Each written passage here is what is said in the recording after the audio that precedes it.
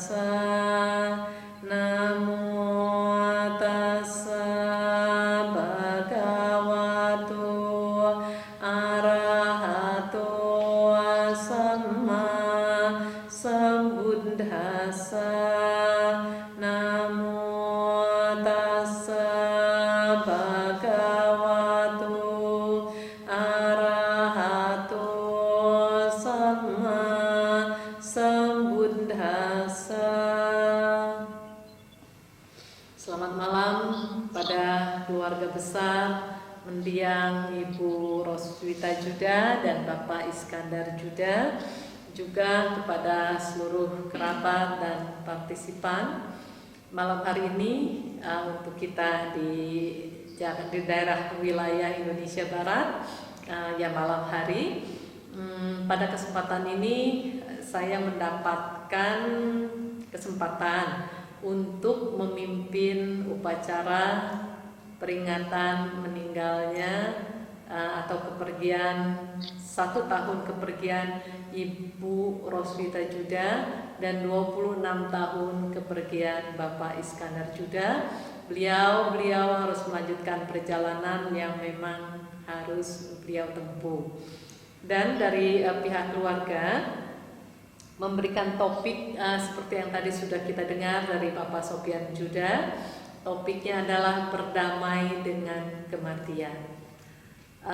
Saudara-saudari sekalian, yang namanya kelahiran pasti ada kematian. Yang namanya kematian pasti ada kelahiran.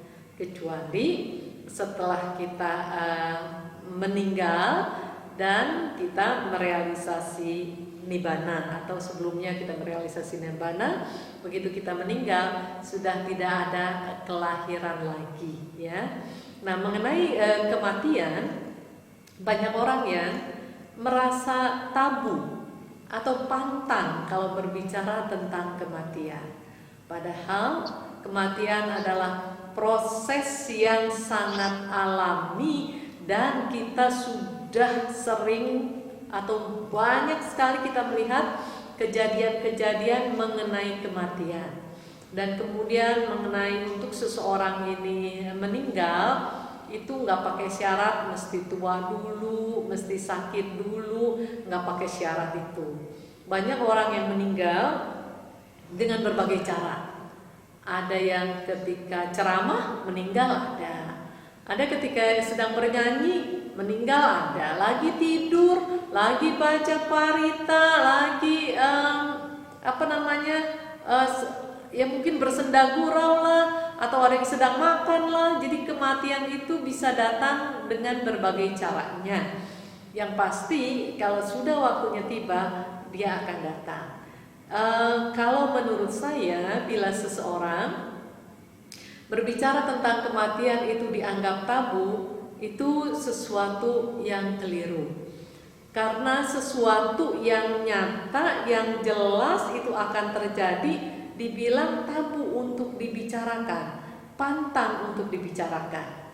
Seharusnya kematian itu kita jadikan bahan perenungan, bahwa kematian bisa datang setiap saat. Segala sesuatu yang berkondisi akan mengalami perubahan. Dari lahir, berproses, tumbuh, berkembang, dan akhirnya meninggal. Nah, mengenai meninggal, mengenai usia, tidak bisa dipastikan harus tua dulu gitu. Bayi pun bisa meninggal, anak kecil pun, anak remaja pun bisa meninggal. Nah, kepada para audiensi semua, cobalah kita berusaha untuk berani melihat kenyataan. Nah, mengenai topik yang diberikan, berdamai dengan kematian. Berdamai itu mengandung arti kata berhenti bermusuhan atau mencari kesepakatan gitu, berunding untuk mendapatkan sebuah kesepakatan. Ya, kurang lebih lah arti berdamai demikian. Nah, kalau berhenti bermusuhan, apa sih yang dimaksud dengan berhenti bermusuhan? Dengan dengan kata kematian atau dengan kondisi kematian, berhentilah untuk takut dengan kematian. Karena kita takut juga percuma, tetap itu akan datang. Daripada takut, mendingan kita berusaha mengingat bahwa suatu saat nanti ini pun akan terjadi pada saya. Kalau saya perhatikan, banyak orang yang ketika mau meninggal, ketika mengalami sakit berat, saking beratnya sakitnya itu sampai rasanya sudah mau meninggal, di antara mereka ada yang bertekad, atau dalam bahasa Pali disebutnya baraditana, bertekad seandainya bisa lolos dari kematian saat ini, maksudnya bisa sembuh dari sakitnya, dia bertekad untuk melakukan perbuatan baik sebanyak-banyaknya untuk memanfaatkan waktu dengan cara sebaik mungkin. Itu artinya yang lalu-lalu tidak dilakukan itu gitu. Makanya dia panik, bertekad, berusaha untuk melakukan yang terbaiklah yang dia bisa lakukan. Nah, dari sini kelihatan bahwa ketika seseorang menyadari bahwa kematian itu hadir di depan mata dan akan tiba sebentar lagi, dia menyadari ternyata selama ini banyak perbuatan-perbuatan yang tidak bermanfaat yang dilakukan. Kemudian banyak waktu yang terbuang, dan akhirnya setelah kematian sepertinya ada di depan mata, nah dia menyadari bahwa ada hal-hal yang seharusnya yang sepatutnya dia lakukan. Kemudian dia bertekad, setelah sembuh biasa lupa lagi sama tekadnya. Dari sini kita bisa lihat bahwa ketika kita melakukan perenungan tentang kematian, ternyata manfaatnya banyak. Mengingatkan kita, menyadarkan kita, memotivasi kita, menggerakkan ketergugahan di batin kita ini untuk melakukan yang terbaik yang bisa dilakukan, untuk memanfaatkan waktu sebaik-baiknya. Karena waktu yang kita dapatkan ini tidak didapatkan dengan cara gratis, tidak. Ini hasil karya kita. Karena kalau didapatkan secara gratis, siapa aja yang minta panjang umur bisa jadi umurnya selalu panjang, kan begitu. Ada orang yang takut mati, berdoa supaya umurnya panjang terus. Nah akhirnya kenyataannya yang berbicara gitu. Kalau memang dia mempunyai karma yang memang dia lakukan, sehingga di dalam perjalanan hidupnya itu dia mempersembahkan umur yang panjang, yaitu ya bisa dia dapatkan gitu. Nah, para ibu bapak dan saudara-saudara sekalian, mengenai waktu yang sudah kita lewati ini, kita harus tengok lagi ke belakang gitu. Dari waktu-waktu yang sudah kita lewati ini, apa yang sudah kita lakukan? Nah, sekarang begini, kita berbicara mengenai berdamai dengan kematian, berarti kita harus berani melihat kenyataan suatu saat nanti ini akan terjadi pada saya, ya. Jadi lalu kalau arti yang lainnya, yang namanya berdamai itu mencari mencari atau berunding untuk mendapatkan kesepakatan, kan gitu yang namanya berdamai. Lalu apakah kita berunding dengan kematian? Tidak bisa. Kita berunding dengan kematian tidak bisa.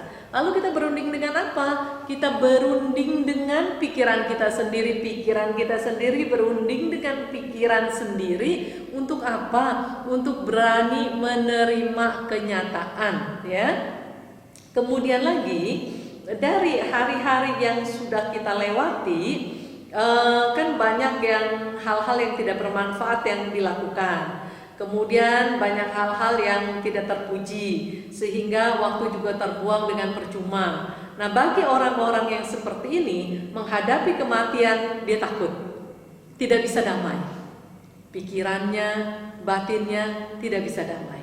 Tapi bagi orang-orang yang menjalani kehidupan dengan cara yang baik, tidak membuang waktu, memanfaatkan waktu sebaik-baiknya dengan cara yang benar, dengan cara yang lurus, dengan cara yang bermanfaat. Orang-orang seperti ini ketika mendengar kata kematian nggak khawatir, Ketika menyadari sebentar lagi kematian akan datang, juga nggak khawatir. Pikirannya tenang, pikirannya damai. Jadi kalau mau berdamai dengan kematian, pikiran kita, batin kita harus kita olah. Kemudian tindakan kita, baik melalui pikiran, ucapan maupun jasmani ini harus diarahkan. Jadi tidak dibiarkan asal berperilaku, dibiarkan asal berpikir, dibiarkan asal berucap. Tidak demikian. Harus diarahkan dengan sebaik-baiknya. Ingat, ini adalah perjalanan hidup kita. Kita sekarang lahir menjadi manusia.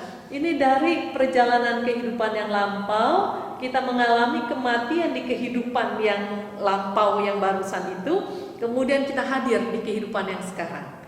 Jadi kehidupan sekarang, ketika kita lahir nih di kehidupan yang sekarang, itu bawaan dari kehidupan yang lalu, kita mewarisinya. Kita adalah pewaris tunggal dari kehidupan yang lalu, dan kemudian dari warisan yang kita terima dari perjalanan yang lalu, kemudian warisan yang kita terima ini kita olah dan kita jalani lagi kehidupan yang sekarang. Nah, mengenai warisan yang kita terima dari perilaku kita yang lalu, sambung ke perilaku kita yang sekarang kita boleh hitung. Kita mengalami keuntungan atau kita mengalami kerugian. Kalau kita hitung, banyak perilaku-perilaku salah yang telah kita lakukan, perjalanan hidup kita rugi. Tapi kalau banyak perbuatan-perbuatan baik, perbuatan-perbuatan benar, perilaku-perilaku lurus yang kita lakukan, kita tidak mengalami kerugian, kita mengalami keuntungan. Dan keuntungan ini tentunya harus kita tindak lanjuti untuk berpegang teguh pada Dhamma hingga bisa keluar dari samsara. Mengenai perjalanan hidup, bisa kita ibaratkan seperti kita ini merangkai bunga, atau kita ini perangkai bunga, ya. Begini, seseorang kalau mau merangkai bunga, dia pikir dulu mau jadinya bentuknya seperti apa, rangkaian bunga ini mau bentuknya seperti apa. Kemudian dia juga pikir lagi bagaimana cara memilih bunga, daun-daunnya, memotongnya, dan meletakkan satu persatunya sehingga menjadi rangkaian yang indah. Demikian juga dengan kehidupan kita. Setiap perilaku yang kita lakukan itu ibaratnya kita sedang merangkai bunga kehidupan kita. Seandainya seorang perangkai bunga ketika merangkai bunga lalu melihat rangkaiannya kurang bagus, tentu dia cabut, dia ganti bunga yang lain, atau dia letakkan dengan posisi yang lebih sesuai sehingga keindahannya muncul ke permukaan. Nah, itu untuk perangkai bunga. Nah, bagi kita merangkai kehidupan kita, hendaklah kita juga harusnya seperti perangkai bunga. Jadi ketika suatu saat nanti, ketika kita akan meninggal dan kita melihat rangkaian bunga yang sudah kita lakukan, begitu melihat rangkaian bunga kita begitu indahnya, ketika kita meninggal juga meninggal damai.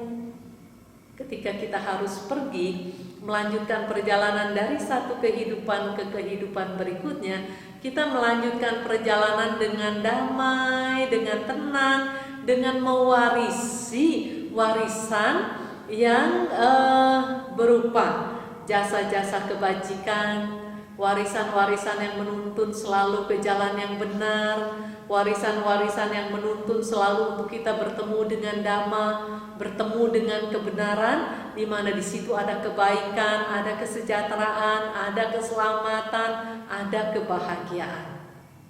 Nah, ibu bapak dan saudara-saudara sekalian, kita tahu bahwa kalau dari satu kehidupan kita menjalani kehidupan, kemudian akhirnya kita meninggal, seperti sekarang kan kita hidup nih ya, sekarang ini kita hidup di kehidupan yang sekarang, kemudian pada suatu saat nanti tibalah saatnya kita meninggal, itu ada yang terjadi gitu.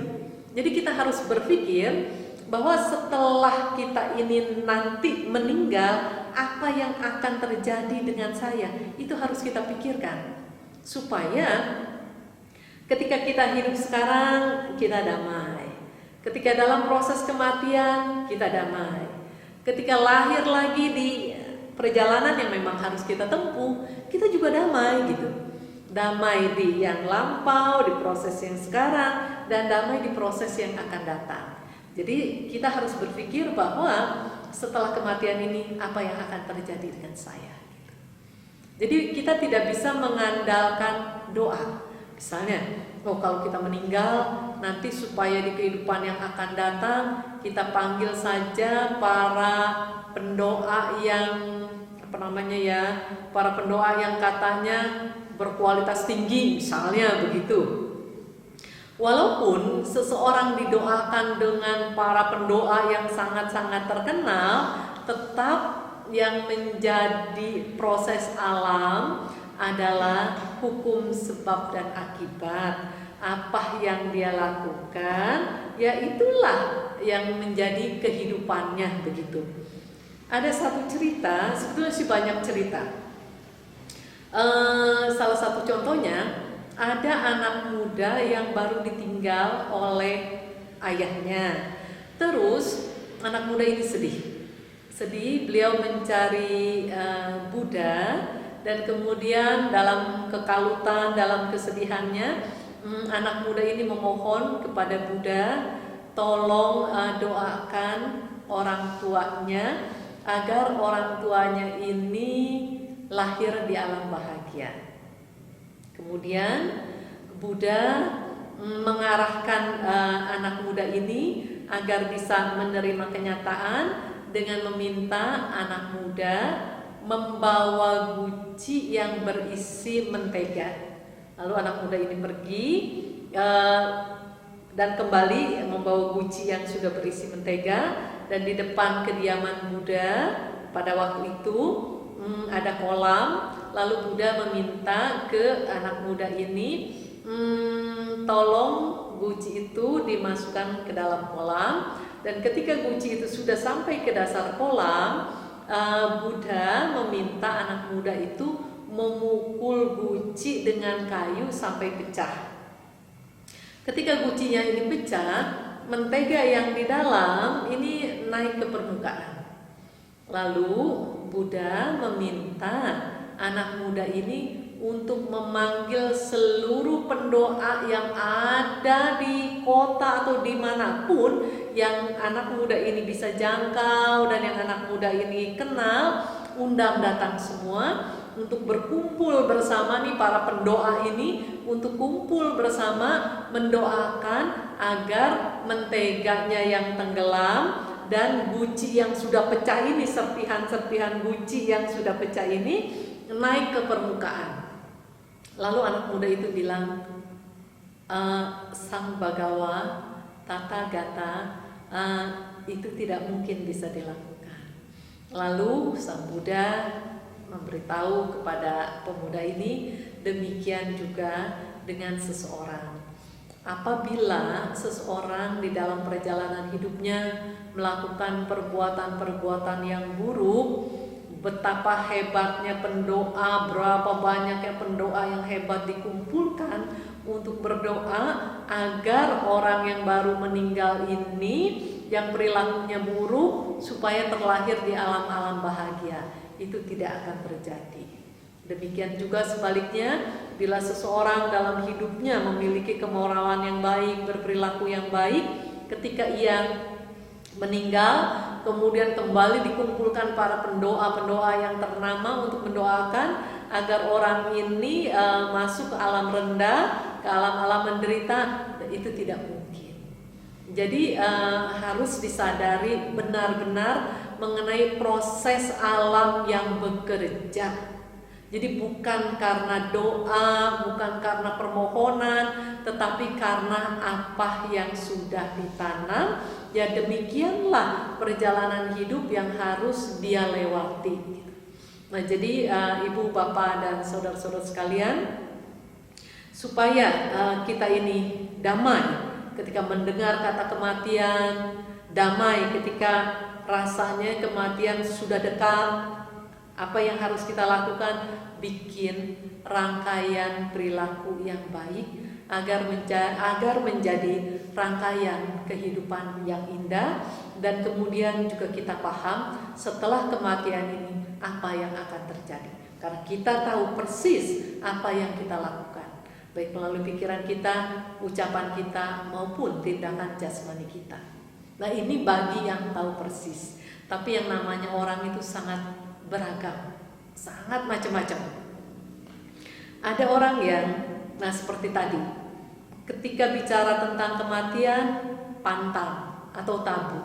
Ada orang yang ketika berbicara tentang kematian, bagus, ini harus direnungkan, ini harus dicamkan, ini harus dipahami, karena kematian ini akan tiba. Dan sebagian orang melakukan perenungan bahwa segala sesuatu yang mengalami kelahiran akan mengalami kematian. Mengenai saatnya, mengenai waktunya, ya tergantung dengan apa yang sudah dilakukan sesuai dengan proses alam. Nah, jadi kalau seseorang yang tabu berbicara tentang kematian, ini berarti memiliki pandangan yang salah. Kalau orang yang berani melakukan perenungan tentang kematian, bahwa paham kematian ini akan tiba dan mengerti di dalam perjalanan hidup ini apa yang harus dilakukan, nah ini lurus gitu. Berusaha masuk ke dalam pandangan yang lurus, berusaha untuk masuk ke dalam pandangan yang benar. Nah, ibu, bapak, dan saudara-saudara sekalian, kembali ke dalam pemahaman kita yang tadi dikatakan di depan bahwa orang ini sangat bervariasi. Jadi bagi orang yang tadi saya bilang, yang tahu apa yang ia lakukan baik melalui pikiran, ucapan, dan tindakan jasmani, orang ini masih termasuk orang yang memiliki kebijaksanaan. Namun ada sebagian besar orang yang tidak memiliki kebijaksanaan. Jadi dia tidak tahu apa yang dilakukannya melalui pikiran, ucapan, dan jasmaninya ini benar atau salah, dia tidak tahu. Bahkan ada yang lebih keliru lagi, sesuatu yang benar dianggap salah, sesuatu yang salah dianggap benar. Nah, orang macam ini menempuh perjalanan hidup yang bahaya. Oleh karena itu, ibu, bapak, dan saudara-saudara sekalian, kita harus mau belajar tentang proses yang sesungguhnya terjadi. Kita harus mau belajar tentang kebenaran. Kita harus mau belajar tentang kenyataan kehidupan. Jangan nyari pembenaran, jangan nyari penghiburan, cari solusi gitu. Kalau kita takut akan kematian, bisakah seseorang bebas dari kematian? Bisa. Bagaimana caranya? Caranya agar seseorang bisa bebas dari kematian, ia harus bisa membebaskan diri dari segala nafsu-nafsu keinginan. Dia harus bisa membebaskan diri dari 3 akar kejahatan. Kalau dalam bahasa Pali disebut loba, dosa, dan moha. Keserakahan merupakan akar kejahatan, kebencian merupakan akar kejahatan, dan kebodohan juga merupakan akar dari kejahatan. Oleh karena itu, ibu, bapak, dan saudara-saudara sekalian, mari kita berjuang. Kita harus menggali ilmu, kita harus mencari pengalaman, kita harus keluar dari kegelapan. Dari kegelapan apa? Kita harus keluar dari kegelapan batin. Takut akan kematian itu sudah termasuk di dalam kegelapan batin. Kita harus berani melihat kenyataan. Inilah kehidupan begitu. Ada kelahiran, ada kematian. Dan kemudian kita harus ingatkan ke diri kita masing-masing, sebelum kematian tiba, sebelum kematian kita tiba, kita harus tahu apa yang akan terjadi setelah kematian ini. Nah, kembali bagi kita yang paham mengenai apa yang telah kita lakukan ini, seandainya kita paham apa yang telah kita lakukan ini ternyata misalnya banyak kelirunya, banyak salahnya, kita harus tahu setelah kematian ini yang akan terjadi pada kita disambut oleh penderitaan, disambut oleh segala sesuatu yang kita tidak harapkan, segala sesuatu yang tidak kita inginkan. Kenapa kita disambut dengan demikian? Karena kita memberikan warisan kita sendiri hal-hal yang seperti itu. Jadi apapun yang kita terima itu adalah hasil dari warisan yang kita wariskan dari kehidupan kita yang telah kita lewati. Lalu bagi kita yang memiliki kebijaksanaan, kita paham bahwa dalam perjalanan hidup ini kita berusaha untuk memperbaiki diri, berusaha untuk meluruskan pandangan kita, untuk hidup dengan cara yang benar. Hidup dengan cara yang benar, dengan cara yang seperti apa? Tidak merugikan diri sendiri, juga tidak merugikan pihak lain. Jadi tidak merugikan kedua belah pihak, baik diri sendiri maupun pihak lain. Itulah hidup dengan cara yang benar dan sambil berjuang terus untuk membersihkan batin. Bila kita tahu demikian, tenang. Begitu setelah kematian tiba, yang akan terjadi pasti segala sesuatu yang membawa kebahagiaan, kedamaian, ketenangan, keselamatan, terhindar dari segala musibah, terhindar dari segala bencana. Ibu bapak dan saudara-saudara sekalian, kalau kita mau kuat pikiran kita untuk bisa berdamai dengan proses kematian, banyak hal yang harus kita lakukan. Di antaranya seperti tadi, kita harus paham bahwa ini adalah kehidupan. Kemudian kita juga harus paham perbuatan-perbuatan apa yang harus kita lakukan. Di dalam perjalanan hidup ini, kita semua makhluk perlu topangan. Topangan apa? Topangan makanan secara materi bagi kita yang mempunyai rupa kanda, yang mempunyai bentuk materi. Kemudian topangan apa lagi yang kita perlukan? Topangan kebajikan kita perlukan. Topangan pengetahuan tentang kebenaran. Topangan keberanian untuk melakukan apa yang sudah menjadi kebenaran yang memang sepatutnya dilakukan. Topangan semangat, topangan kegigihan, topangan ketekunan, topangan kejujuran dalam melakukan kehidupan ini. Nah, ibu bapak dan saudara-saudara sekalian, bila waktu yang kita lewati ini, katakanlah sudah kita lewati dengan cara yang bermanfaat, apalagi yang harus kita lakukan? Kita harus meningkatkan kualitas baik yang sudah kita lakukan. Nah, kemudian ada saran juga dari saya seperti yang bisa kita simak di dalam suta-suta. Di antaranya ada kisah seorang kepala keluarga yang selalu melakukan perenungan tentang kematian. Saya mau memberikan cerita ini agar bisa menjadi inspirasi bahwa kematian adalah hal yang biasa. Tidak harus bersedih, tidak harus takut, menerima kenyataan itu dengan biasa saja dan banyak keuntungannya, begitu ya. Nah, kisah ini ada seorang kepala keluarga melakukan perenungan tentang kematian, demikian juga dengan istrinya, dengan putranya, dengan putrinya, dengan menantunya, bahkan pembantunya pun ikut melakukan perenungan tentang kematian. Kisah ini sudah terjadi sangat lama sekali. Sekali waktu kepala rumah tangga ini dengan anaknya pergi ke ladang melakukan pekerjaan untuk bercocok tanam, dan anaknya, putranya membersihkan daun-daun kering dan ranting-ranting.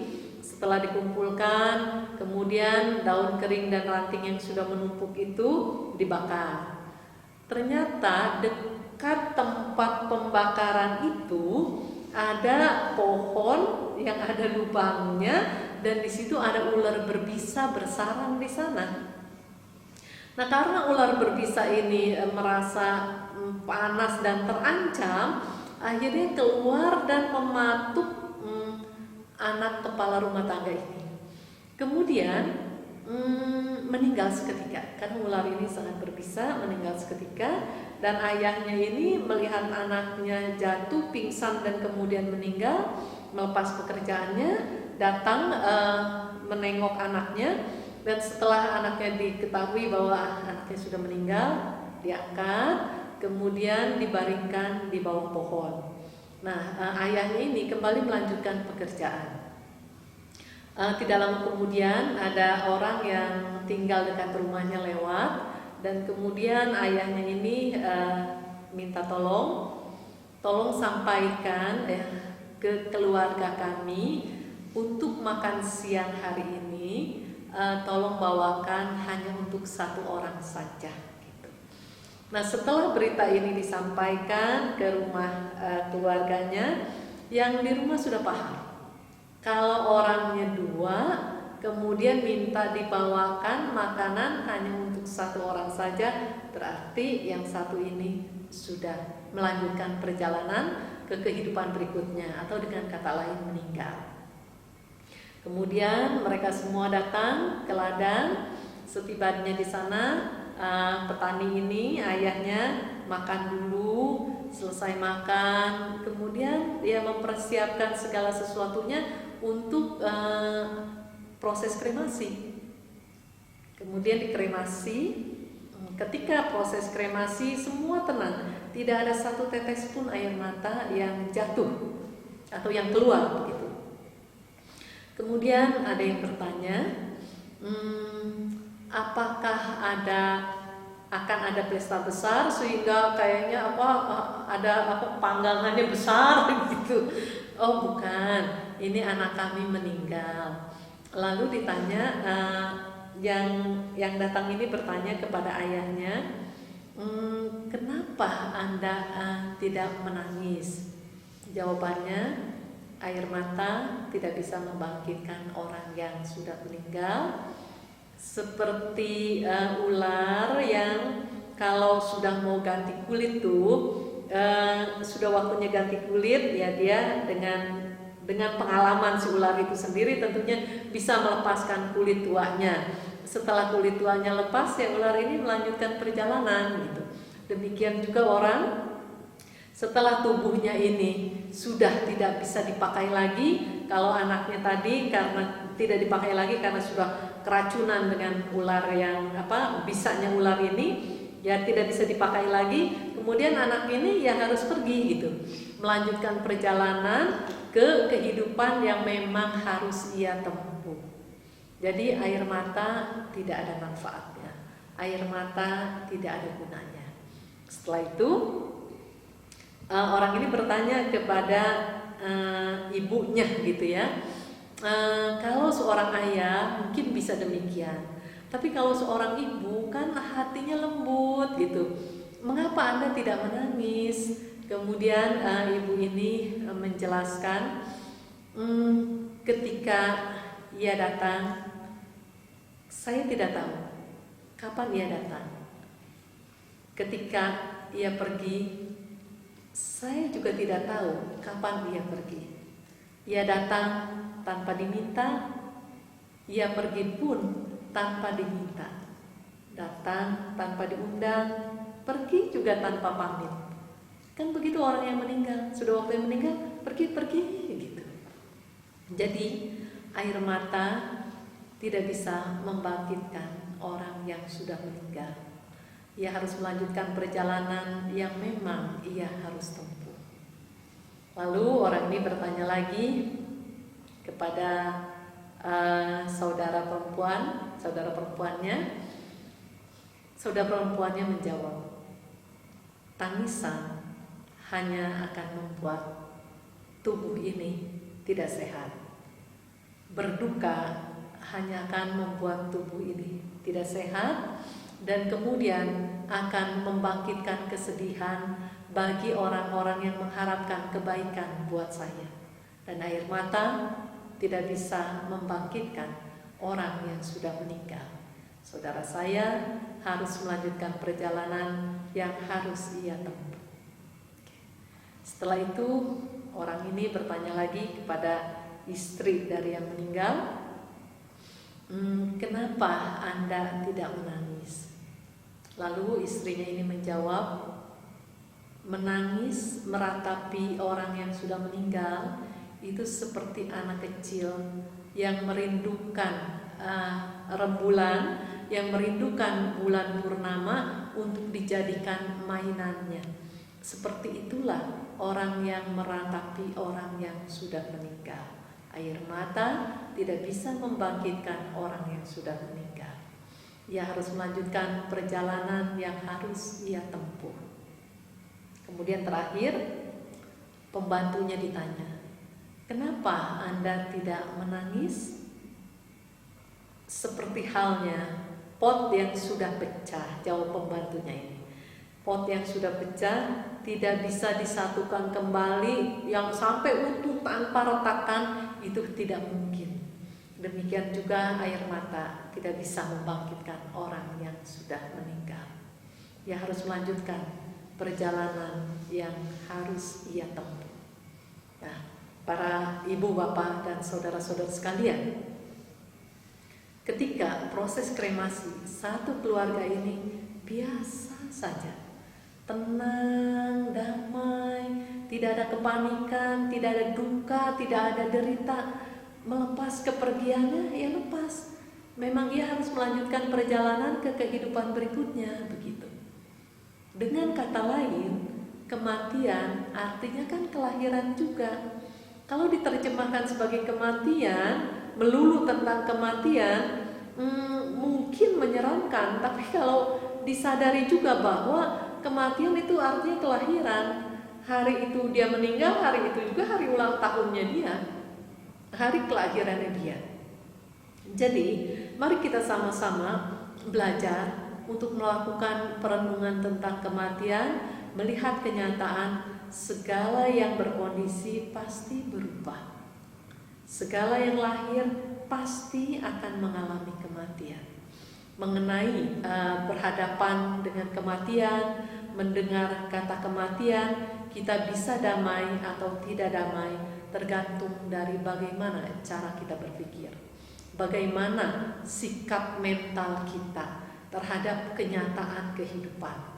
Jadi belajarlah untuk tidak menderita, belajarlah melihat kenyataan sebagaimana apa adanya. Jangankan orang lain, kita sendiri juga pasti suatu saat nanti kita meninggal. Oleh karena itu, mari kita buat rangkaian bunga kehidupan dengan cara yang indah. Lahir sebagai manusia sesuatu yang berkah. Mari kita isi kehidupan ini juga dengan cara hidup yang penuh berkah. Bagaimana mengisi cara kehidupan ini dengan cara yang penuh berkah? Di dalam batin kita ada hal-hal yang buruk kita punya, hal-hal yang baik juga kita punya. Oleh karena itu sekarang mari kita relakan melepas hal-hal yang buruk yang ada di dalam batin kita. Rela kita melepasnya. Dan kemudian kita jaga, kita lindungi, kita kembangkan hal-hal baik yang sudah ada di dalam batin ini. Jangan menggenggam sesuatu yang menjanjikan penderitaan. Sifat-sifat buruk yang kita genggam itu artinya menjanjikan penderitaan. Kita harus bicara tentang kenyataan kehidupan. Siapa yang melakukan hal yang baik, dia akan menerima buah manis. Siapa yang melakukan hal yang buruk, dia akan menerima buah pahit. Kalau kita sadar apa yang kita inginkan, mari kita berjuang demi cinta terhadap diri kita sendiri. Seseorang bisa disebut mencintai dirinya sendiri kalau melibatkan diri ini dengan perilaku yang baik, dengan perilaku yang mengandung jasa kebajikan. Itu artinya kita mencintai diri kita sendiri. Ketika kita melakukan perbuatan-perbuatan salah, itu artinya kita tidak mencintai diri kita sendiri. Bahkan kata yang tepat, kita memusuhi diri kita sendiri. Orang yang memusuhi orang lain, yang ia harapkan dari musuhnya adalah kecelakaan, musibah, penderitaan, dan sejenisnya. Kalau orang mencintai orang lain, Orang yang dicintai ini, ia harapkan kebaikannya, keselamatannya, kesejahteraannya, kebahagiaannya. Demikian juga dengan kita. Ketika kita melakukan hal-hal yang baik, kenapa itu bisa dimaknai mencintai diri sendiri? Karena ketika kita melakukan hal-hal yang baik, itu artinya kita menjanjikan kebaikan, keselamatan, kesejahteraan, dan kebahagiaan. Apakah janji ini hanya untuk kehidupan mendatang? Tidak. Dari kehidupan yang sekarang kita lalui, itu kita menjanjikan perjalanan hidup yang dilalui dengan baik, selamat, sejahtera, dan bahagia. Begitu kita meninggal, apa yang akan terjadi? Itu pula yang akan terjadi. Jadi dengan merangkai kehidupan dengan cara yang indah, berarti kita mencintai diri kita sendiri. Dengan demikian kita bisa berdamai, damai dengan pikiran, tidak takut kapanpun kematian datang menjemput. Karena perjalanan hidup kita baik, perjalanan hidup kita bersih, perjalanan hidup kita benar. Jadi bagi orang-orang yang merasakan takut akan kematian, itu artinya bekal atau warisan yang dia siapkan, warisan yang tidak bermanfaat, warisan yang membawa ketakutan, warisan yang membawa bencana. Untuk itu, supaya kita bisa tenang dalam hidup ini maupun dalam kehidupan berikutnya yang memang harus kita tempuh, yang harus kita lalui, mari kita tata cara berpikir kita, cara hidup kita harus benahi. Kita harus berani belajar kebenaran. Kita tidak boleh membiarkan diri di dalam kemalasan, di dalam kemanjaan, seperti misalnya menjadi orang yang tidak bertanggung jawab juga. Orang kita yang melakukan sesuatu, kita minta orang lain yang menanggungnya. Misalnya seperti anak yang melakukan katakanlah bikin berantakan di rumah, umpama minta mama papanya yang membenahi, atau kita ketika dia bekerja tidak sukses, banyak hutang, minta orang tuanya yang membayari hutangnya. Nah, ini tipe-tipe orang yang tidak bertanggung jawab. Kalau sikap mental yang tidak bertanggung jawab ini sudah menjadi bagian dari pola perilakunya, itu akhirnya ketika dia melakukan perbuatan-perbuatan salah pun, ini kesalahan ini akan dilempar pada orang lain, dan dia membuat kesalahan lagi yang baru, menuduh orang lain, mengharap orang lain yang bertanggung jawab atas kesalahan yang dia lakukan. Nah, itu artinya dia tidak berani melihat kebenaran, tidak berani melihat kenyataan, tidak berani membuat perlindungan untuk dirinya sendiri. Bahkan dia akan masuk ke kondisi-kondisi di mana kondisi yang tidak diharapkan menjadi kenyataan bagi kehidupan yang akhirnya yang harus dia tempuh. Ibu, bapak, dan saudara-saudara sekalian, perjalanan hidup ini memang masih panjang. Oleh karena itu, kita berusaha, kita berjuang untuk tidak melakukan hal-hal yang menambah susah, menambah penderitaan di dalam perjalanan hidup ini. Jadi kita hidup harus melihat kenyataan, harus berani kematian suatu saat nanti akan tiba. Karena paham bahwa kematian suatu saat nanti akan tiba, mari kita bergerak, motivasi diri kita sendiri, bersihkan batin ini. Cara berpikir kita harus kita benahi. Kita harus berjuang mengikuti apa yang Buddha ajarkan. Jangan melakukan kesalahan-kesalahan. Kita harus menghindari perilaku-perilaku yang salah. Kemudian kita harus melakukan perbuatan-perbuatan yang baik. Tapi ingat, tidak cukup cuma dua. Tidak cukup dengan menghindari perbuatan salah, kemudian melakukan banyak-banyak perbuatan baik. Satu hal yang paling penting lagi, kita harus mampu membersihkan batin kita sendiri. Kita harus mampu membersihkan batin kita sendiri. Baru kita bisa damai, baru kita bisa tenang. Ibu, bapak, dan saudara-saudara sekalian, kehidupan yang sebagaimana kita rasakan, kita alami, tidak gampang, tidak mudah. Sudah dinyatakan bahwa kehidupan sebagai manusia tidak mudah, sulit kita mengalami kehidupan sebagai manusia ini. Seandainya sulitnya di mana? Seandainya perilaku kita lurus, kita orang baik, perilaku kita lurus, sedangkan di sekeliling kita banyak orang-orang yang tidak baik, banyak orang-orang yang berperilakunya tidak lurus, kita akan mengalami kesulitan. Kita harus berinteraksi dengan orang-orang yang seperti ini. Kesulitan apapun yang kita hadapi, satu hal yang harus kita ingat, apapun yang ada di hadapan saya, semuanya harus jadi emas. Itu artinya kesulitan apapun yang kita hadapi, kita harus olah sedemikian rupa untuk membuat batin ini kuat, untuk membuat batin ini semakin hari semakin bersih, semakin hari semakin berkualitas. Karena di dalam kesulitan kita juga bisa mengambil pelajaran.